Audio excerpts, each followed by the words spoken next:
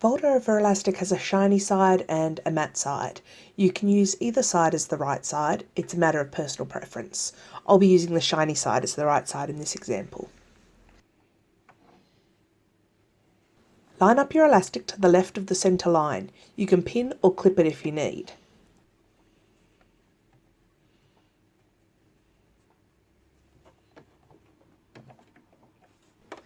I'm using a 3-step zigzag, not too wide.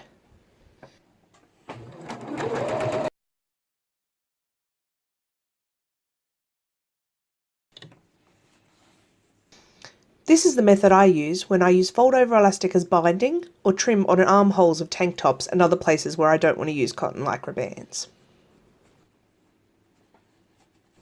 Fold the elastic over and repeat the process.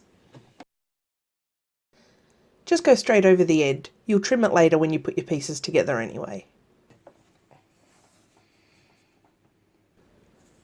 I've used black thread so you can see it more clearly, but obviously a matching thread will give a much cleaner result.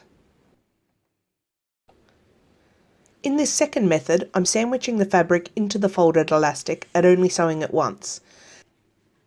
This takes a little more practice, but is much quicker and gives a cleaner result.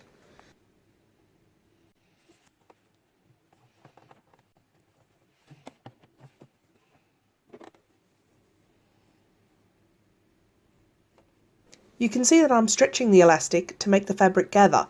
Your pattern should tell you how much elastic you need, and that will determine how much you need to stretch it.